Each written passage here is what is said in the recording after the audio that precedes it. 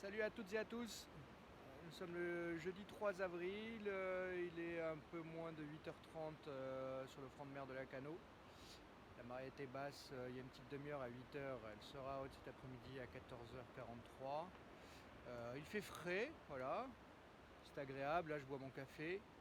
Le front de mer est évidemment désert. Les vagues sont voilà, plutôt petites. Alors aujourd'hui je voulais vous dire 2-3 mots sur l'idée que je tiens de mon ami Pascal Bazurco en tant qu'idée, garder le contact. Alors là, je vous parle d'un temps où vous ne serez plus confiné. Alors garder le contact, c'est quoi? Garder le contact, c'est garder le contact avec l'océan. Les jours où les vagues ne sont vraiment pas grosses, voire sont quasi inexistantes, comme les 2 derniers jours. Et malgré tout, on va quand même aller faire un petit bain pour justement ne pas perdre le contact à l'océan. Alors par exemple, qu'est-ce qu'on peut faire?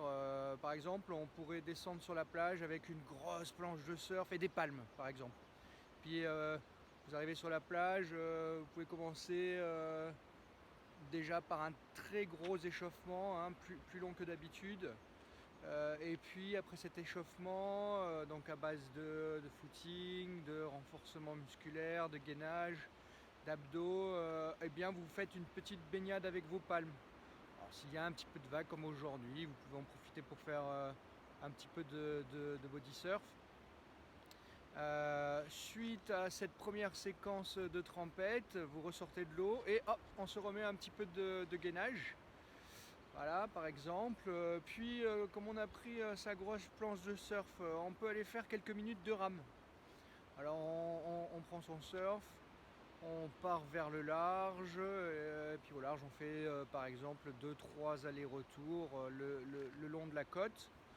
On va revenir sur la plage, sur le bord, et puis allez, on se refait quelques petits abdos, quelques petits gainages.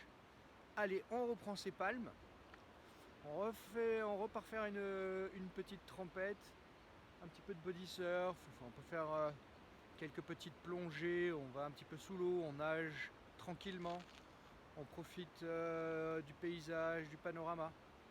Et puis pour la dernière fois, on va sortir de l'eau. Et là, on termine par des petits étirements, un peu de yoga, de respiration. Et voilà.